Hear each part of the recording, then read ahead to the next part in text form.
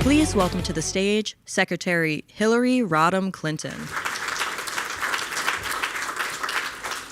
Good morning and welcome to our launching of this book inside the Situation Room as the first event in the Institute of Global Politics programming for this semester. You know, when Keren and I began talking about what the Institute of Global Politics might look like, it was really just an idea.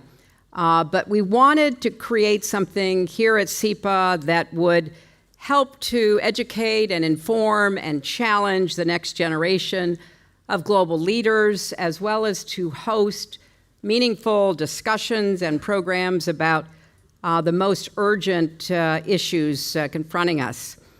So I want to talk just a minute about why this book and this event and events like it matter and what we hope to accomplish. This book to us is more than a textbook. It represents 3 years of discovery, of insightful conversations with students and faculty, of research and writing, of collaboration with extraordinary colleagues. And it really is a product of what we hope IGP can do and be. Because it is a call to action. It acknowledges how immense the challenges of this moment in our world are, and how it has never been more important for academia and policymakers to work together. And also to ask hard questions about assumptions that we hold about how the world is working, and also to create more space for how we hope it would work. The diplomats and scholars and practitioners who have visited our class help the students, and also Keren and me, connect the theoretical to real-world examples. So our aim with the book was to share the combined experience that academics and practitioners brought to our classroom and try to put this out into the world as something of a model about what we hope could become much more common in policymaking decisions everywhere. This is the time, we believe, to reaffirm the significance of what leadership means and to understand better the psychological and human elements of foreign relations. You cannot effectively analyze the war in Ukraine, for example, without taking into account the mindset and psychology of one man sitting in Moscow. The actions of North Korea won't make sense if you don't think outside the bounds of rational actor models. There are countless subconscious biases that creep into how leaders, and not just leaders, human beings, think and shape the decisions that they and we make. And there are other factors important to understanding crisis decision-making that we are working to inject into the conversation in our class and in this book. One is a conviction that has been in the DNA of the IGP from the very beginning. It really matters who's actually inside the Situation Room. As Jen Klein will discuss in our panel, when women are included in the highest levels of decision-making, we believe, based on the research so far, there's not a lot of it yet, we have better outcomes because inclusive processes often lead to more lasting peace agreements. And I want to underscore that. If you look at the peace agreements that have been made in recent years that have held, women were at the table. They were at the table finally in Northern Ireland. They were at the table in the Philippines. They were at the table in Columbia. Where women are left out, where their perspectives are ignored, then very often there are underlying problems with peace agreements that are not obvious to those who are making them in the first place. Another is the changing impact that public opinion has on decision makers. As Toria Nuland discussed in her chapter in the book, to some extent now, more than ever before, the public is always inside the Situation Room. We've seen in recent years the growing power of social media, podcasts, and influencers to shape narratives, perceptions, and decisions. Sometimes the information that is being conveyed is accurate, sometimes it isn't, and sometimes it is part of a deliberate disinformation strategy to influence decision makers by, number one, influencing the public who are subject to the constant flow of disinformation on various platforms, and then through that influencing of the public to influence the decision makers on the inside. Whether we're talking about new technology or the climate crisis, we know that the complexities of our global challenges are only growing, and therefore it is vital that we draw on the perspectives from across academia, as well as the experiences of those practitioners to help meld together the best possible understanding of a crisis and how best to proceed. So we are delighted to have this panel, and I want to introduce and let them come and take their places. Jen Klein, a professor of professional practice here at Columbia at SIPA, someone who I have had the great pleasure of working with over a number of years. Toria Nuland, the Shelby Cullom Davis Professor in the Practice of International Diplomacy and the Director of the International Fellows Program here at Columbia, who served with great distinction under both Republican and Democratic administrations over a long, storied career, and I was lucky enough when I was Secretary of State to have her by my side. Professor Elizabeth Saunders, Professor of Political Science and Director of the Arnold A. Saltzman Institute here at Columbia. We are thrilled that she also has contributed a chapter. Her expertise and research focuses on international security, U.S. foreign policy, and the presidency, and is the author of a book called Leaders at War, as well as The Insider's Game, How Elites Make War and Peace, which is very relevant to our discussion. The discussion will be moderated by Tim Neftali, senior research scholar, expert in presidential studies. We're lucky to have him also here at Columbia. So please join me in welcoming this first panel.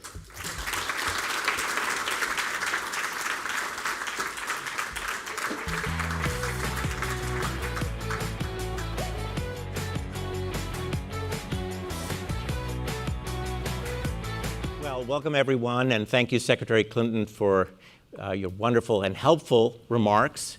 The Situation Room is a very secret place. It is not on the public tour of the White House. I've been on 3 public tours of the White House for various administrations. It was not included on any of them. It's also a metaphor for presidential decision-making. I'm very fortunate to be sitting here with 3 authors of marvelous chapters, and also people who are going to look at this from different perspectives. And we're going to start with a question about democracy and that secret space that we call the Situation Room. In your article, Elizabeth, you talk about how, despite the secrecy of the process, the Situation Room is compatible with democracy. Could you please unpack that for us? Sure. It's only a throwaway line at the end, so. It's a good one, though. It's a very good one. I think, well, first of all, thank you for moderating this panel, and thank you to Keren and Secretary Clinton for the honor of being able to participate in this project.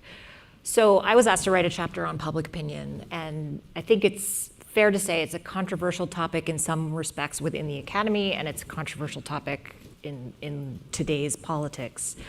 And so one thing that my co-author Jessica Weeks and I, who is really the scholar of public opinion of the 2 of us, really wrestled with was like, how do you think about where whose public opinion, how do you consider that in the democratic process? And we know that you have to keep these things secret. You can't conduct national security operations out in the open. You can't have a referendum like, should we take out bin Laden under these conditions on this day? I mean, it just wouldn't work, right? So there's a certain amount of built-in secrecy that you have to have. But the compact that we make as citizens is we elect people, and that includes the president, obviously, who then appoints advisors who help and feed information into the Situation Room, but also members of Congress who at least sometimes conduct oversight, participate in they're in the Gang of Eight with intelligence service. So there are elected leaders, and here, when I try to wrestle with these questions, the thing you always have to do is come back to ask, what would Bob Jervis say, right? Here we are at Columbia, right? So the late, great Bob Jervis, who I think always had a great deal of sympathy for policymakers, right? Who believed that the person sitting in the Situation Room has got to make a tough call a lot of the time. And so you can't ask all the American people all at once in that moment, but you can hope that that person is considering public interest, what the public quote unquote wants. And in that sense, it is compatible with democracy, right? The bargain we make is we hire people to make these decisions. We want them to have expertise. We wouldn't fly on a plane with an untrained pilot. We wouldn't want people doing brain surgery on us that had never operated before. It's a skill to make these decisions, to have the appropriate experience to be able to take this information in. But it's democratic because we had a say in selecting them, and we expect them to be responsive and to consider preferences of citizens. And I think what's really difficult about today's world is that it's getting harder and harder, and Secretary Clinton's remarks touched on this, to really understand, quote unquote, what the public wants, right? Whose public opinion, what segment of public opinion, what's real and what's not in terms of measuring public opinion has gotten even more complicated. Thank you, Elizabeth. Toria, you wrote, and have had to design this in government, but you wrote about the importance of making sure that what comes out of the Situation Room it is credible to a democracy. In other words, is supported by the people. In your studies and in your practice, where have presidents done this right, and where have presidents made error in trying to underscore the democratic legitimacy of the outcomes of the Situation Room? That's just a small question. Tiny. 90 seconds. Not only did I get to do this in government, I had the honor of being a press spokesperson for Secretary Clinton, who was far better at it than I was. So it was a great partnership. Look, I think, as the Secretary said in her opening remarks, it is not simply a matter of how you come out of the Situation Room. It's a matter of how you go into the Situation Room in terms of understanding where the public mood is, understanding where the congressional mood is, because they've been elected, they've been hired, they are part of the conversation. Taking that into the Situation Room and then making part of that Situation Room conversation not simply about what we need to do, but about how we're going to explain it, who's going to do the explaining, and how we're going to measure how that works. And today, it's not just about explaining to the Congress and the American people, but you have to win global public opinion as well. And the adversary, if there is one in the situation, has their own megaphone as well. And as the Secretary said, they're using every means that they can, including sometimes dishonest means, to get their piece of the story out and affect whether the U.S. public and international public are going to accept what you're saying. So, in the biggest situations, whether it's bin Laden, whether it's the decision that we write about in the book to go into Iraq or to help Ukraine support itself vis-a-vis the Russian invasion, usually you want the president to get behind the Resolute desk and do a public explanation, not do a tweet in the best case. And then and at the same time, there's congressional consultation. There is everybody in the administration fanning out and talking about it, from the Secretary of State on down. But then we have to come back into the Situation Room and say, are we persuasive? Did we get it right? How do we adjust? And I think the American people and the global public opinion have a vote in that as well. Thank you. Jennifer, as the Secretary foreshadowed in her opening remarks, when you think about democratic accountability and credibility, you think about also who's in the Situation Room, the composition of the Situation Room. Could you explain to us how that matters to the democratic credibility of what comes out of the room? Well, as you said, Secretary Clinton already began to explain this. And I'll use the Situation Room as sort of a metaphor for a larger concept of who's in the room at the table in crisis decision-making and conflict resolution. And yes, first and foremost, it matters who's in the room. Just starting with the evidence demonstrate that the inclusion of women in decision-making, crisis decision-making, conflict resolution impacts outcomes. But I'll also note at the outset that the application of that principle is uneven at best. There's work to be done to make sure that this vast body of evidence that I see one of my co-authors in the room here, who has been really responsible for at Georgetown for bringing this evidence to public to decision makers, but the application is uneven still. But to start with the research, it suggests that during conflict and conflict resolution, there's a higher chance of agreement being reached, and really importantly, to be implemented and to be sustained. So whether that's getting through a political crisis, whether that's getting through a literal conflict, if you want longer lasting stability and security, women should be in the room. But women should also be listened to in the room. Obviously that's a basic democratic value, right? The resolution of a conflict should take into account the needs and contributions of half the population.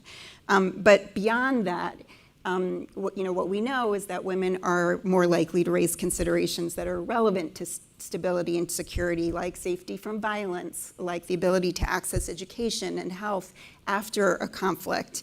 And they're also more likely to raise women's rights, which we also know is a really strong indicator of peaceful states. The opposite is obviously also true, as we are seeing in many conflicts around the world right now, including Afghanistan, where we can see that excluding women hampers humanitarian efforts, recovery and relief efforts, and increases instability, whether that's economic instability or health outcomes that are worsening. So point is that it matters who's in the room, matters who gets listened to in the room, but it also matters beyond who's in the room. And that's why this notion of women, peace, and security, which you write about in this chapter, is about all facets. There's several pillars to this argument. It's also about protection, it's also about prevention, and it's also about relief and recovery. And it's important to have inclusion if you want an overall democratic outcome throughout all of those areas. Thank you. As the Dean and Secretary Clinton make clear in this beautifully edited volume, it's not only a matter of the people in the room, metaphorically speaking, at the table, but also the ideas that come in and leave. Toria, you talk about things in your important chapter about things not done, and in one case you talk about how there wasn't a worst case scenario designed to anticipate bad outcomes from the withdrawal from Afghanistan in 2021. There are a lot of academics who've worked on Vietnam, and what are the blocks, the roadblocks, what hampers the flow of academic, historical, political science knowledge into the Situation Room to help people there anticipate the unfortunate? Well, first of all, the folks in the room are always at their best if they have academic grounding, if they have strong outreach to folks who have worked on the issues that they are working on, have done, and are in regular dialogue with them before the crisis happens. So I came up as a Sovietologist, Russianist, arms control type person, and my best bosses taught me to always have the experts in, often from Saltzman or Harriman or SIPA, at regular intervals, just to sort of throw the ball around. I think part of the problem is when you're in the Situation Room, usually it's a crisis, right? And you've got minutes, hours, a couple of days to get something decided. And if you don't have that background, or you don't have that time to sort of go out to your 15 favorite big thinkers, things might get left out. But it's also a matter of taking the historic examples of what's happened. So how does Vietnam apply but not apply to Afghanistan? But it can be a straitjacket as well. I remember being in the room talking when Putin was threatening, to use a nuke in Ukraine, and there were, forgive me, some strong political scientists in the room who were doing deterrence theory to the extreme, and were predicting things that were not necessarily true to the historical facts or to the psychology of the person who was making the threat. So you have to bring it all together. If you're doing it well, you've got a strong network of academics that you stay in touch with, that you regularly consult with. When things are not going well, you go out for ideas, all those kinds of things. But you also have to have strong instincts in the room, because you often don't have time for those broad consultations. Are there institutional blocks, though, to anticipating failure?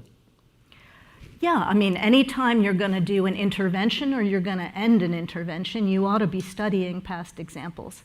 Sometimes the politics and the needs of leadership, or frankly, the public opinion demands, like we got to wind down Afghanistan, or we messed up Iraq and we got to get out, don't always align with the best research on how to either get in or get out. I would argue that Iraq, as we do in the chapter, had strong public support at the time. Everybody was scared. We had 23, or Secretary will remember, Democratic senators who voted for it.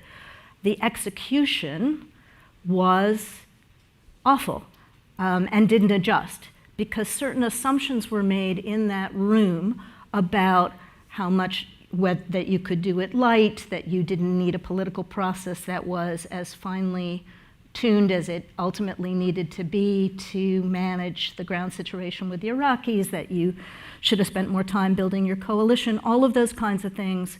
Past conflicts gave us lessons that we didn't take the time to absorb properly, I would argue. Thank you. Jennifer, you make a compelling argument in your co-author, there are 4 of you who worked on this piece about using gender as a frame in threat assessment.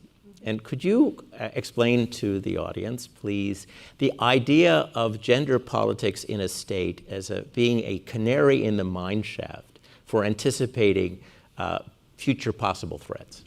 Yes, and before I do, just to comment on one piece, you used Iraq as an example, but if you use Afghanistan, the pull between public opinion and sort of the impetus to get out quickly really ran counter to what I would argue was a really necessary thing to consider, which was the status of women in the society. And so we sort of abandoned the women of Afghanistan because there was this, moving train, not solely driven by public opinion, but partly at least. And in the long run, we weren't sort of able to adequately account for gender equality in that society, and we see the consequences, as I mentioned before. But to answer your actual question, the phrase that you hear people say is that women are the proverbial canary in the coal mine. And that's backed up by research, which suggests that women and girls are often the first target of anti-democratic regimes, and that if you look, the crackdown on women's rights often presages authoritarianism. So we have these clues that are so often obvious, not always obvious, but often obvious. There's also an operational element to why not only women should be in the room, but why gender equity and equality should be considered, is that, for example, intelligence gathering can literally be more complete. We have examples of, female units, again, in Afghanistan, who were able to gather intelligence that others, men, were not able to gather because they weren't physically in the room with other women in the community. They also bring other information to the table. There's a famous example of a negotiation in Sudan where the men, and I mean men, at the table were negotiating over the fate of a river as they were dividing up the geography, and it turned out that river had dried up years ago. And it wasn't until a woman came over and patted somebody on the back and said, that river no longer exists, that they sort of shifted the negotiation.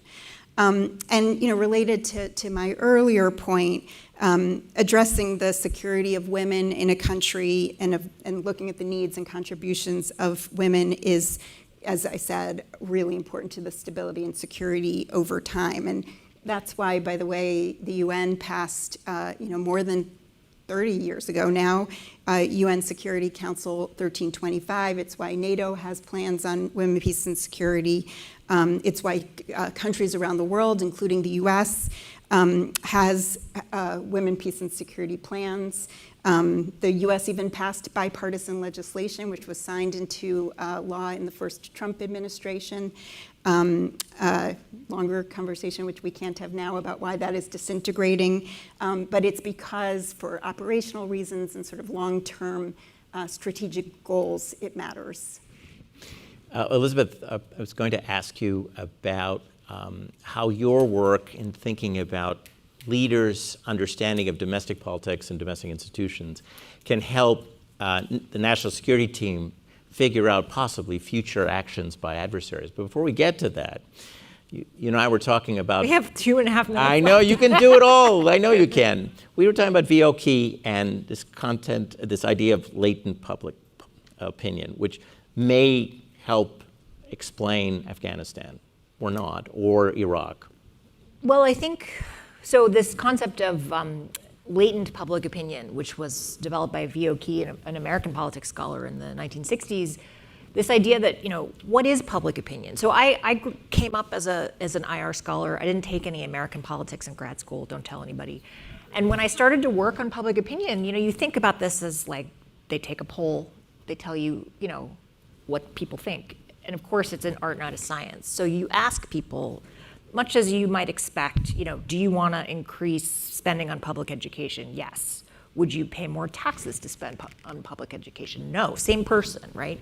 Similarly, I'm guessing that there's probably a poll that exists where people were asked about Afghanistan. Do you think overwhelming public opinion in favor of withdrawal by the time it had hit 20 years? Elite opinion, public opinion, both sides of the aisle, it was time. But if you asked a person, do you want to withdraw from Afghanistan? Yes. Do you support abandoning the women of Afghanistan? No. And again, I go back to Jervis, right?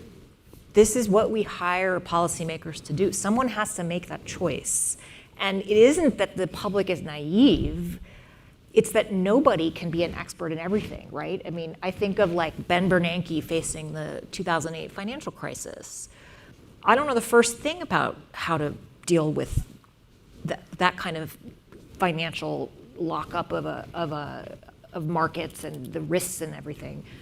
As a citizen, I want him to decide, right? And so I'll just close with one really excellent example that a terrific scholar of American politics, John Zoller, had sort of updated VOK and actually looked at President Clinton's action to stop the Asian financial crisis, right? Again, the details of which, if you hired me to come to advise you to about that, I would say spend your money elsewhere, right? But the polling all said, no, we should not spend money to bail out, Asian countries undergoing a financial crisis. On the other hand, the future public opinion would not have appreciated a major crisis in the international economy. And so you got to sort of go against the polls in that current polling to deal with future public opinion. So whose public opinion about what and when is really take an American politics class. So it really depends what questions you ask. Yes. And we are very fortunate to have had Elizabeth, Jennifer, and Toria to answer our questions today. And thank you for your attention. And now it is time for the next panel.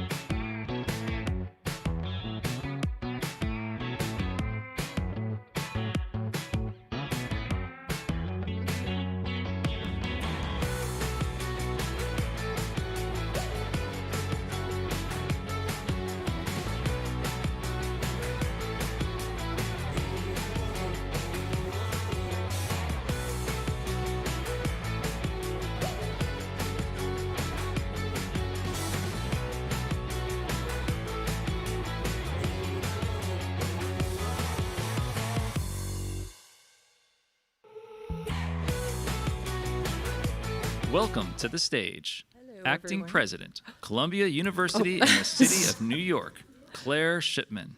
Hello. Wow, I like that. Voice of God.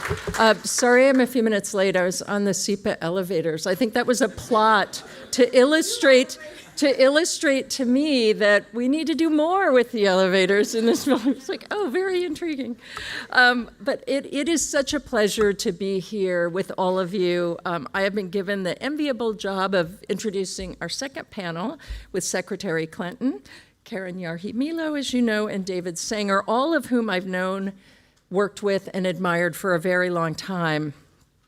I want to take a little bit of credit, if I can, not only for observing the birth of this incredible partnership between Keren and Hillary, nudging it along years ago as well. And it doesn't really surprise me at all that these two remarkable women hit it off, of course, but watching what happens when two such unbelievably creative and disciplined minds play off of one another, what it can create, the growth of something I think that's become so essential for us here at Columbia and that is so much more than the sum of its parts is really gratifying. And I mean, IGP, obviously, the class, the partnership, the book, the movie next. Figure out who's playing who in a minute. But I think, the idea behind the Inside the Situation Room class, which is extraordinarily popular, I think, as many of you know, not easy to get into, was just so representative of what Columbia is, because it's really a candid look at real-world situations, but with analysis from two different sides. So we have the practitioner side at the highest level, of course, and then the deep analysis from one of our most formidable academicians. And of course, we've seen who doesn't want to be in the room when those two speak. But I think more importantly, what we're doing here is obviously training the next generation of leaders and diplomats with this sort of heady combination. Luckily now, though, this book means it's not only open to the lucky few hundred who are get to be in the class each year. It's so important for us as a nation to have this kind of work. I cannot emphasize that enough. To really walk through in a pragmatic way how leaders actually make tough decisions, should make tough decisions in a moment of crisis, to say I could have used this book a little earlier in terms of trying to lead in a crisis. I'm eager to have it now. But we all need it. I was reading the bullet points about what it covers. Why encouraging debate is essential. How outside noise and misinformation can shape internal decisions. Victor, we might have felt some of that on our board. How leaders interpret danger and uncertainty in high-stakes environments. And I think what this book does so well, and all of its authors, is not just point out some of these problems, but break down literally how you can move through moments of crisis. It's a way to, I think, actually train our brains as a nation to see that with work, patience, and diplomacy, you can actually get through these situations. I was thinking today, it's almost like CBT therapy for all of us. In terms of just using that muscle memory. So I just wanted to say thank you for everything you're doing for Columbia. I think it's emblematic of what we do so well here in New York, which is mix the excellent academics with the very practical and unbelievable experience of the world's most incredible practitioners. And I think most importantly, it is a reminder to everybody that systems work if we invest in them and use them.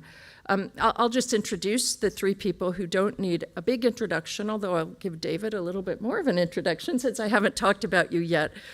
But of course, Hillary Rodham Clinton, and you all know because I know she's already addressed you, has spent her life in public service as a First Lady, a U.S. Senator, Secretary of State, a presidential candidate, and most importantly now is a member of our community for the past 2.5 years. Keren Yarhi-Milo is the Dean of Columbia School of International and Public Affairs and the Adlai Stevenson Professor of International Relations. She's a distinguished expert in international security and crisis decision-making, and she has been an enormous help to this institution over the last 2 or 3 years in helping me and others guide us through some really difficult times. David Sanger is the White House and national security correspondent for the New York Times, somebody I've known for a long time in Washington. He started his career in Tokyo, came back to DC, and focused on economics and politics, national security. I would say his latest reporting, from what I've read, focuses on foreign policy and its intersection with technology and politics and superpower conflict. He has a bunch of books, 5 or 6, David, is that right? 4 I know about. Oh, okay. I thought it was 5 from what I read. 4 books. I'm getting ahead of myself. Maybe I'm putting pressure on him. He's been on teams that have won multiple Pulitzer Prizes. He's received awards for diplomatic reporting, national security reporting, and most importantly, from my point of view, David is an incredibly thorough, thoughtful reporter. When you see an article by David Sanger, you know you're going to be reading something you can trust and that is really going to take you behind the scenes in terms of detail and analysis that you just don't get many other places. So it's a great team. I'll stop talking and ask everybody to come to the stage.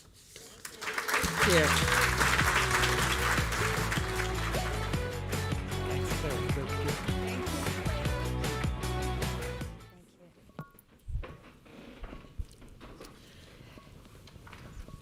Well, thank you all. Thank you, Madam Secretary and Dean, and thanks to Acting President Shipman. We covered a lot of things together back in her days as a CNN reporter, and had a great time doing it. It's wonderful to be here, and particularly to be here with this book as somebody who writes about decisions, good ones, bad ones, ones that didn't work out the way people intended. It was a fascinating read through, particularly to get through the chapters by the panelists we just had, the introduction and conclusions that the two of you wrote, fascinating chapter by Leon Panetta that I would recommend on the hunt for bin Laden, and the decision-making from that. So it's a real treat to be here, and a treat to be back at Columbia. My My grandfather was a graduate of the class of 1917 at the journalism school and was, through his whole life, disappointed that I did not go to Columbia. So this is the closest I'm going to get. So There you go. so let me start with this. One of the fascinating elements, I think, that comes out of the book is the constant discussion in the Situation Room of how to design coercive diplomacy, something we've seen a lot of in the past couple of months. And what we've learned, and I think you phrased it really well in your conclusion, was that when it fails, it usually fails because we are not adequately grasping the other side's resolve, beliefs, and interests. And I think you could argue, and you two do in parts of this book and some of the other authors do, that the biggest failure that we've really had in the past 2.5 decades was not simply Afghanistan, which Toria discussed and so forth, but a fundamental misunderstanding of the leadership in Russia and ultimately the leadership in China, because Secretary Clinton, you'll remember that just as Xi Jinping was coming in, the intelligence reports were he's not going to challenge the U.S., he's going to focus on his domestic economy, he's going to probably keep the minimum nuclear deterrent. It was terrific analysis. It just happened to be wrong on every single point. So I guess the first question I have is, if you're thinking of the Situation Room as a place where, as you write, leaders go for options while academics are looking for patterns and so forth, has our focus on the options blinded us to the broader direction of history, or were these just cases where there was no knowing? Well, as usual, David, that is an incredible question, and it's one that I've thought a lot about, particularly with respect to Russia and China. And I want to address it adequately, even though we have a limited amount of time, by the following. I think that a lot of the options that are considered in the Situation Room, and as Keren and I teach, and we taught literally last week, leaders, decision makers look at capabilities. What is a country, an adversary, capable of doing? What is their intention? You know, what do they want to do with the capabilities that they have? How resolved are they with respect to carrying out any kind of strategy that they are pursuing? And finally, what do past actions tell us about their intentions, their resolve, so that we can better understand them? And it kind of goes to one of the points that the prior panel made, which is we have to do a better job of understanding, putting ourselves in the shoes of whoever is on the opposite side of any kind of crisis, if we're even going to have a chance to unpack capabilities, intention, resolve, and to put it into some kind of context about whether or not to be guided by past actions.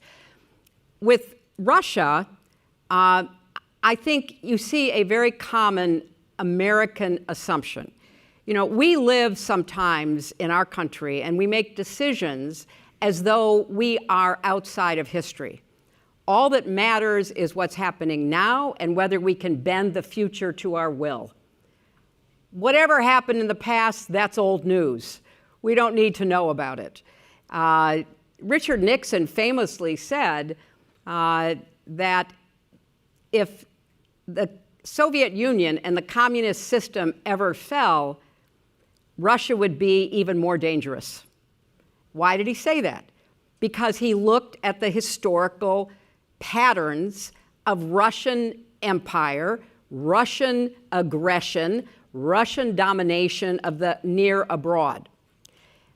American, I'm not just talking about leaders, American citizens, the American press, the American public writ large, we often disregard history at our peril. So when somebody like Putin, a former KGB agent, says the collapse of the Soviet Union was one of the great catastrophes of recent history, we go, oh, you know, he's playing to the peanut gallery.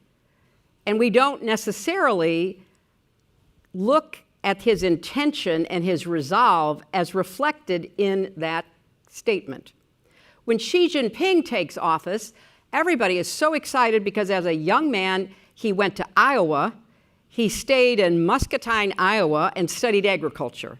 And so people say, he's going to be a great partner as we open up the world, more economic opportunity, et cetera. He was there for like almost a week or two. Yeah, he was there. I mean, and you know, so therefore his whole mindset was influenced. I mean, so I think part of our problem, and this is a bipartisan, nonpartisan American problem.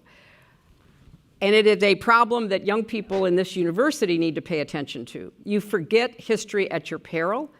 So as we talk about crises today, we have to better understand where the leaders and the nations are situated based on everything that has come before.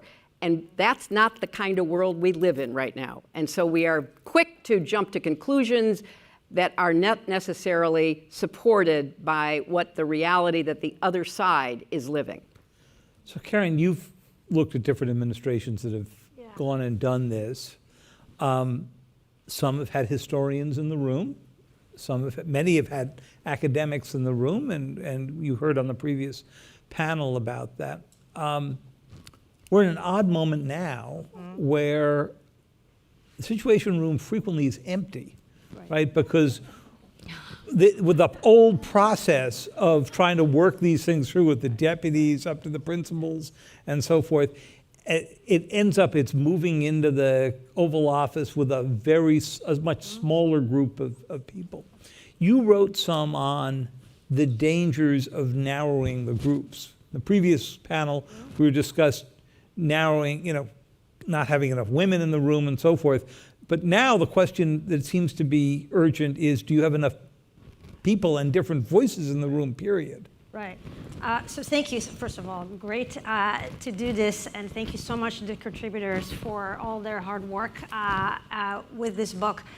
So going back, so the two are connected in some ways. So you started with thinking about coercive diplomacy. And if you put academics in the room, for example, they will tell you that we have a terrible history and track record in terms of coercive diplomacy successes. Only 30% of attempts at coercive diplomacy actually succeed. So why is that? Why do we keep making mistakes in how we employ foreign policy tools? And part of the expertise in what we show in the box is that if you want to have successful coercive diplomacy, you have to do two things really well.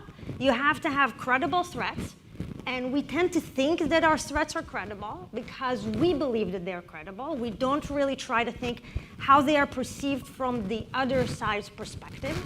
We have this kind of bias that's called mirror imaging, or we tend to think about the adversary in terms of rational choice, a rational actor, that they will assess the cost, the cost and the benefits the same way that we do. And we tend to get it wrong in terms of understanding the credibility of our own threats. And scholars will also tell you that the other part of coercive diplomacy that you need is credible assurances, that we keep forgetting that this is the other element that you need in order to be able to dissuade or persuade the other side from doing the action that they want, if it's the compellence or deterrence and so on. So we bring our own biases into the Situation Room. We bring our own theories of how we read the world. We want the wishful thinking of what we want to happen and so on.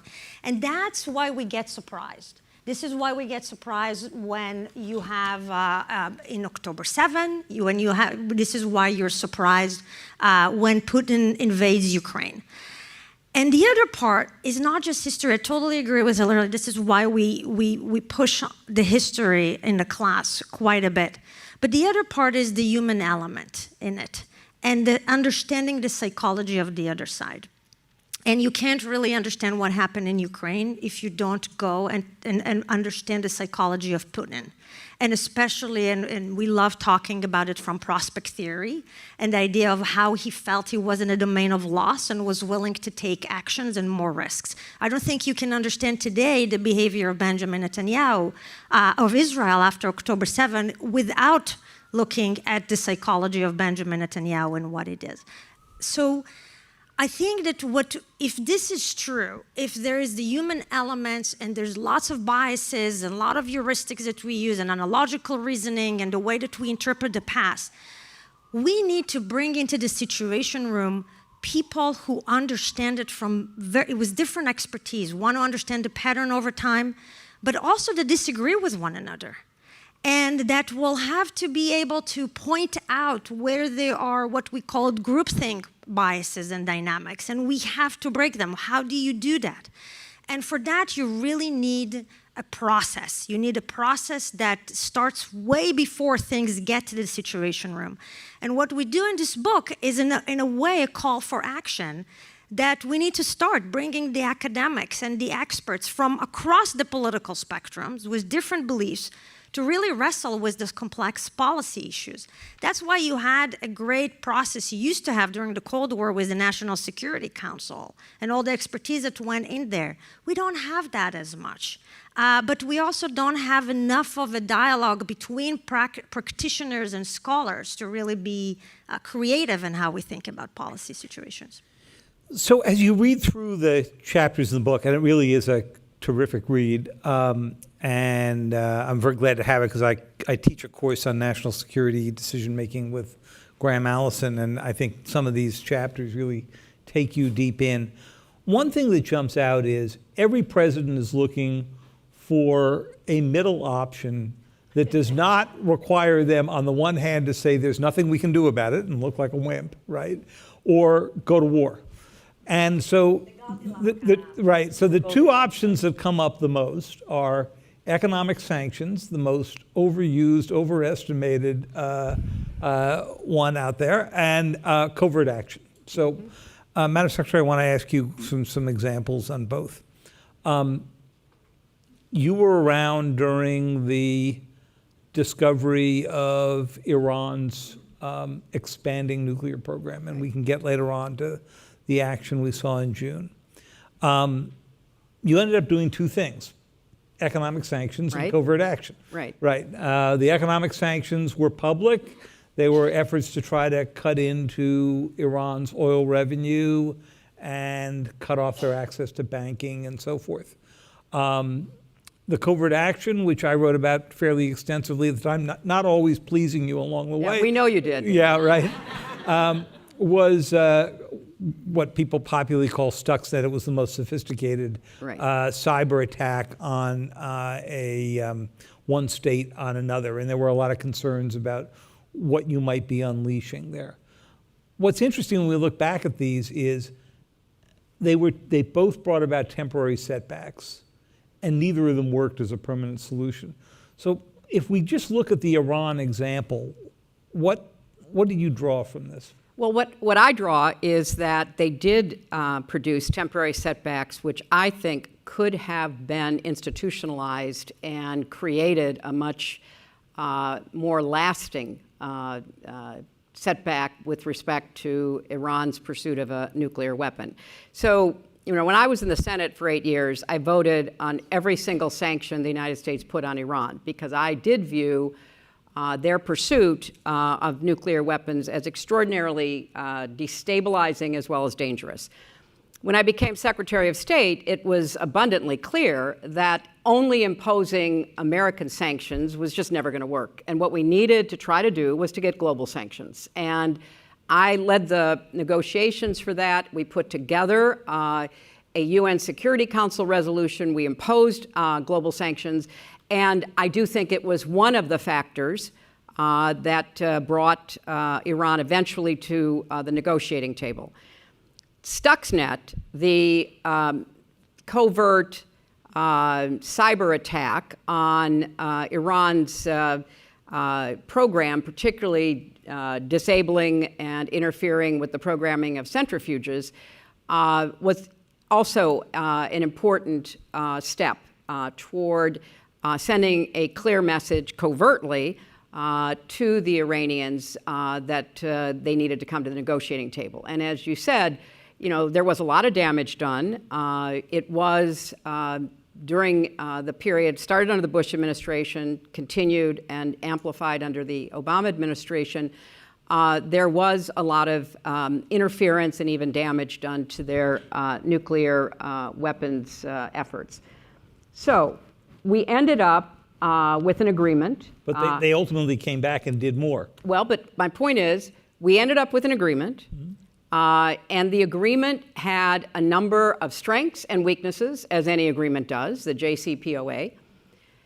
And I think that we lost a real opportunity when President Trump just pulled us out without any process, to go back to Keren's point.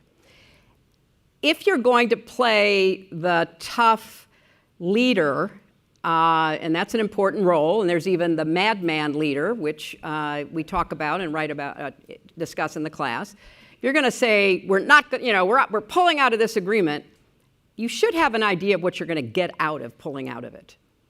Because it could be argued that since there was damage done, which we had demonstrated we could bring the world together on sanctions, that we could perform effective covert action, that you threaten to pull out unless they come back to the negotiating table to try to make it better, which is what, would cover ballistic missiles or whatever else. But we pulled out. And so we know that, at least I think it's certainly clear to me, we know that, once we pulled out, we had no eyes anywhere, and we began to get intelligence that, once again, Iran was reconstituting its capacity. So I guess I would argue, and of course it's self-serving, but I'll make it anyway, we need bipartisan foreign policy. We can't be jerking ourselves and other people around all the time. We do this, and then all of a sudden we don't. And then we do something else, and then the next administration we don't. That is a recipe for failure, in my opinion. So if you take Iran as one example, there were legitimate questions raised about whether the JCPOA was a good agreement. Absolutely. I didn't negotiate it. I negotiated the run-up to it. I thought it did some good things. Of course, it could have been improved. But if you pull out of it, then what is your plan B? What are you going to do next? And so I think we need a much better process that is not only within an individual administration situation room, but which sets us up for some continuity, which we more or less had during the Cold War. Mm-hmm. We more or less had a consensus. Now we are just like running from pillar to post. Whoever comes in does something different, and then they do something different. And if I'm sitting in Moscow or Beijing or Tehran or anywhere else, I'm going like, you never know what the Americans are going to do. And that unpredictability gives, I think, openings to our adversaries. It's also a result of our democratic process. No, I disagree with that. You can elect an Obama to follow a Bush. You can elect a Trump to follow an Obama, and there will certainly be changes. But any responsible leadership, in my opinion, should be looking at what the process is. What is it you are trying to achieve? If your goal is to prevent Iran from having a nuclear weapons program, how does pulling out with no threats to improve the JCPOA get us closer to that goal, for example? So I just feel like we have lost continuity, we have lost credibility, we have lost predictability. And that's not just, from in the Trump era, although it's on steroids in the Trump era. It's, since the end of the Cold War, we kind of lost our organizing principle. So how do we go from administration? There's many other things to argue about, that you can argue about. But if you can keep a steadier course on a bipartisan, nonpartisan foreign policy to deal with our major challenges, I just think that's in the country's interest. I think China would probably be the biggest example. It's a huge example, David. And right. We'll come back to that in a minute. Keren, I wanted to ask you on something slightly different. There's a lot of discussion in the book, and I know you two have a op-ed that you've been working away on about the over-personalization of foreign policy. And this happens to some degree with all presidents. I mean, President Bush used to say to me when I was covering the Bush White House, that so much depended on his individual relationships. And certainly President Clinton at various moments thought that was critical. No one believes in it more than President Trump, who went into Anchorage saying that because President Putin respected him so, they would come out with an agreement. And here we are 5 weeks later in, I would argue, significantly worse shape than we were when we were there. How does this Charlie and the football thing keep going on? That everybody is convinced that the force of their personality is going to make the difference? Yeah, so this is a great question. It actually relates to what Hillary just said. We see the pattern, and this is not just in the United States. Leaders on a day-to-day, they try to understand the intentions of the other, right? They try to get into the mind of the adversary. And there's a lot of noise, and there's, what do you pay attention to? What indicators? What does intelligence tell you? But you feel and many of them are political figures, they feel like they can understand, they know that intuitively, when you put them in the room, they say, I'll figure it out. I can tell what this person is about. And Trump is definitely not alone. As you said, we've seen this. I mean, Chamberlain, when he came back from meeting Hitler, he went to the British cabinet and said, I established trust with Hitler. I can tell you, we can trust him. And that was true during the Cold War. Sometimes in the Vienna summit, Khrushchev and Kennedy, Khrushchev came out of the summit with Kennedy, said, he's young, he's not resolved, I can test him. And that we had the Cuban Missile Crisis. But sometimes it really worked. If you look at Reagan and Gorbachev, right? The intelligence community was telling Gorbachev in the late 1980s, Gorbachev is just another Soviet leader, he's deceiving you. And Reagan said, no, I met with him. I know that he can be trustworthy, and I want to give it a try. And this is in large part through the personal interaction between them that we saw the end of the Cold War. So we have a mixed record in terms of how it works, and we have a lot of literature that explains to us why leaders really rely on this personal. They're vivid. So these personal encounters are very vivid, and we know that people tend to pay much more attention and credibility to indicators that that engage them emotionally. And sometimes we see this as, they will look and they will trust their instinct and intuition. They will think it's much harder for the other side to manipulate them or to deceive them in those face-to-face interactions. So Trump is in some ways is a continuity of that trend, but as we've seen on steroids in some ways, because he puts a lot of stock into that face-to-face and the personal, and there's a lot of emotions that come with it. And with that comes the unpredictability. If today he is in love with Kim Jong-un, or is he, raved by him, or is the same with Putin, and the same with Bibi. And even if you look at, U.S. allies or adversaries, they don't know where they stand with Trump, and it can change very much, depends on the last call or meeting and so on. So that gets ask President Zelensky. He's got some views on right. this. Yes.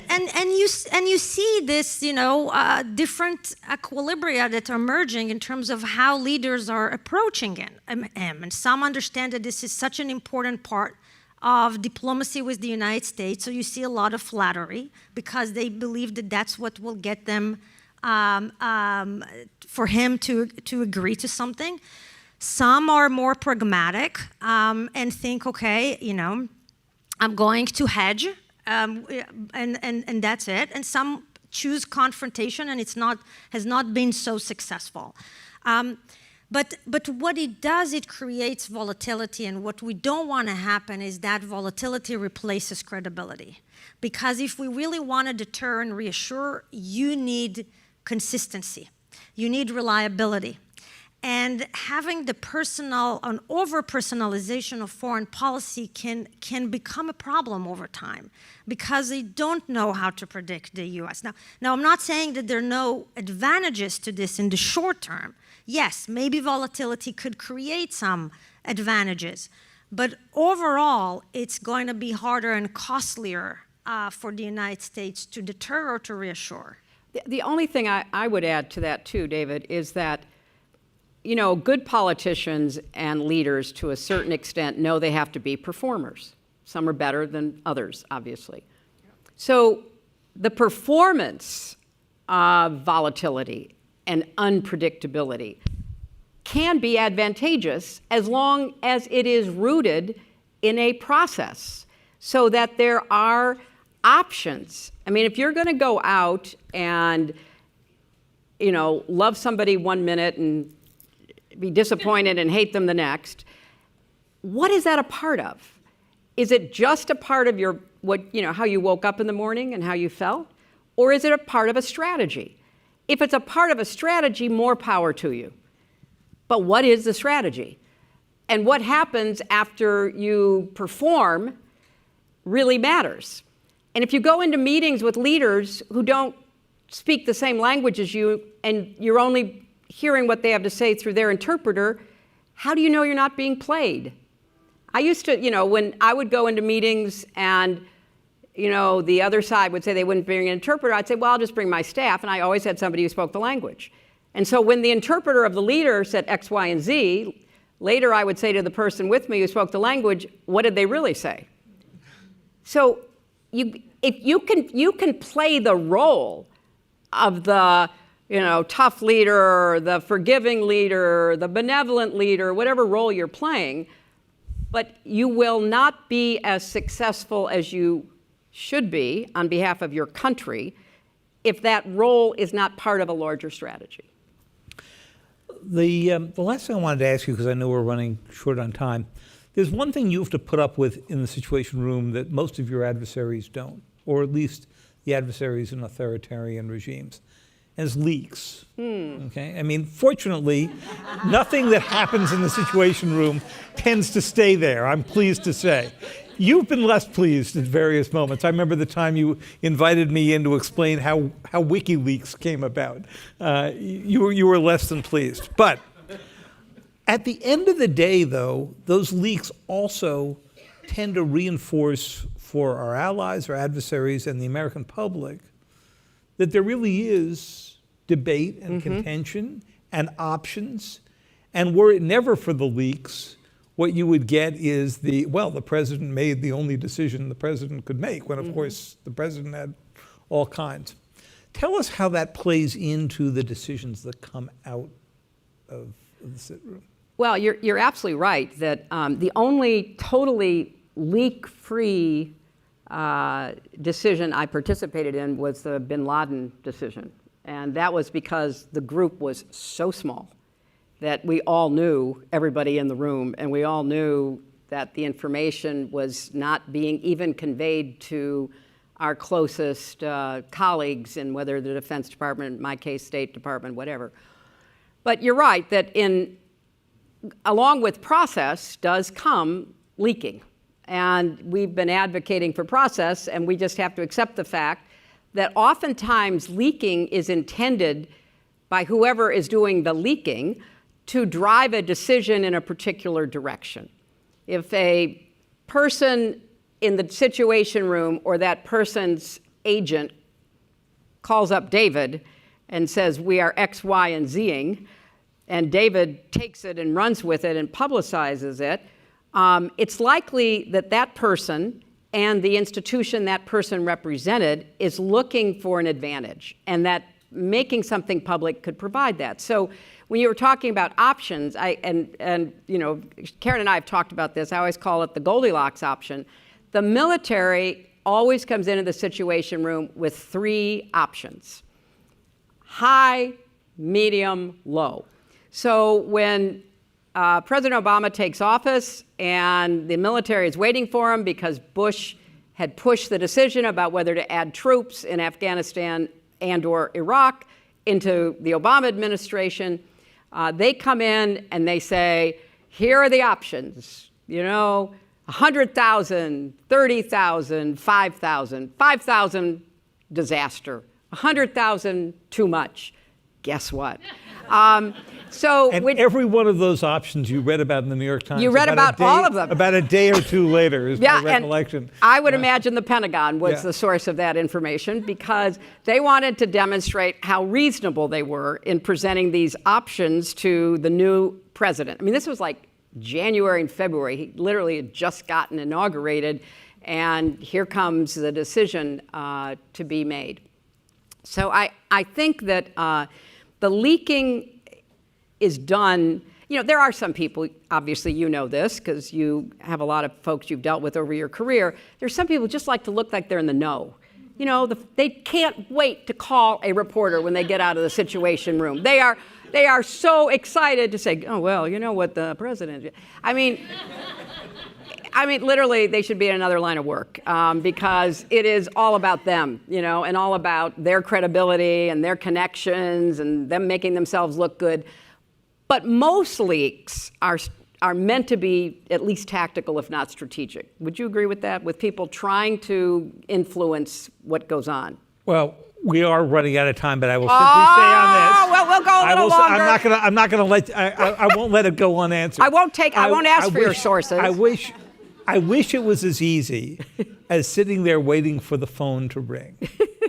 Unfortunately, in 31, 32 years of reporting in Washington, that's rarely happened, and I've never gotten a leak in a parking lot.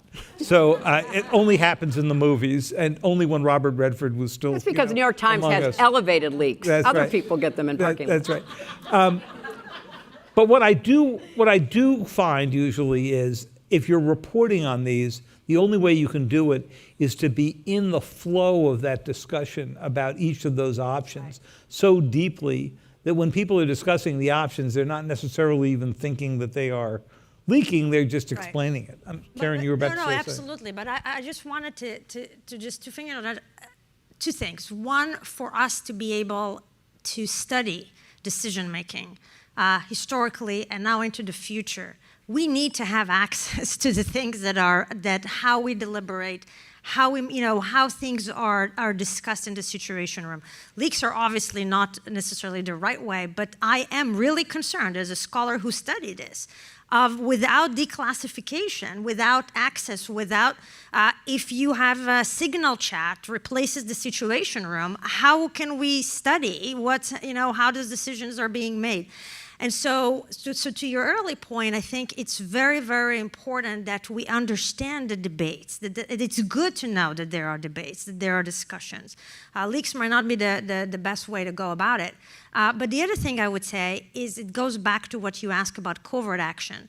And this is part of the allure of covert action because the president prefers to have control over the information and thinking that is a way to get the policy done without having to, the public should not be in the know and other people as well. And what they don't think about is the exposure and what happens and the risks when that covert action or gets exposed, and then it's worse. Because it's not just jeopardizes the mission, but it also shows that things were done in a very undemocratic way. Well, we could go on with this forever, and what you've seen happen on the president's social media feed, where he now shows you photographs of boats being blown up in the middle of international waters, is the reverse of covert action, right? It's trying to do this out in the open. But if I keep this going, I'm going to make the two of you late to class, and that will be reflected in the way that the ratings you get from your students. And I don't want to be responsible for, having a half grade peeled off. So I want to thank you. I want to thank everybody who contributed to the book, and thank all of you for joining us and those who are joining us remotely. And David, we were just told that more than 7,000 people are watching us. So. Oh, yeah. Well, there you go. Yeah, so this is obviously a subject of some concern to a lot of people. Thank you all very much. Thank you very much.